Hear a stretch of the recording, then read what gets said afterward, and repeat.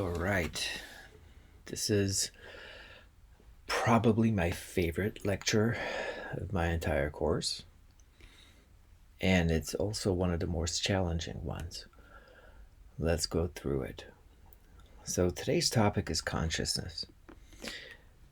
I picked consciousness to be so early in the term because it's quite interesting. It's fun. It's also relatively new that neuroscientists have been spending considerable time and energy on the topic. See, consciousness is extremely hard to even define. So, as you can understand, as I'm sure you could appreciate, it's hard to study something that you can't even quite define. Well, here's a definition of consciousness on the screen. I'm not sure it's my favorite, uh, but it's one. Awareness of and ability to communicate about one's thoughts, perceptions, memories, and feelings. But I might have found an even simpler one that I like better. And the way I think of consciousness is it's that thing that happens shortly after you wake up, when you realize who you are and why your alarm went off. That, I have such and such to do today, and my name is such and such. Now, that's not much of a definition, I understand, but I think it's enough to give you a very clear sense of what I'm talking about.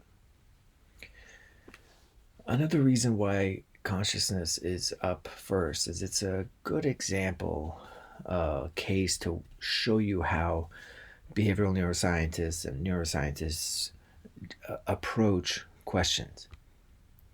We're going to explore consciousness through three neurologic injury cases. And if we have time, I'll do a fourth. Each case doesn't answer all of our questions, not even close, but each case gives us a glimpse into what consciousness is, what it isn't, what parts of the brain may or may not be involved, or may not be necessary,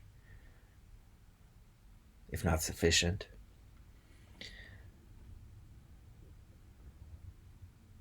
And one of the things that I'll try to argue is that we as humans, though it doesn't necessarily feel this way, are only conscious a minuscule proportion of the time and are only conscious of an even more infinitesimal proportion of what's happening in our nervous system. Now, I don't think anyone would argue that you're consciously growing bone or destroying bone, but your bones are constantly in a remodeling process.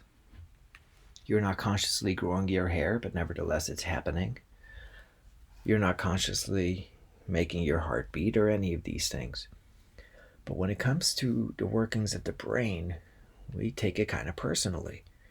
We take it personally when people try to take our agency away, or if we talk about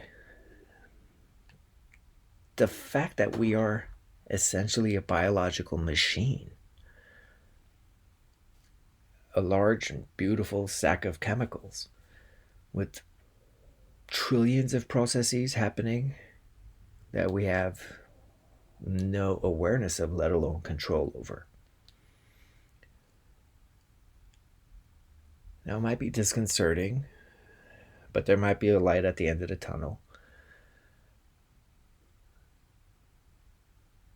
Let's begin.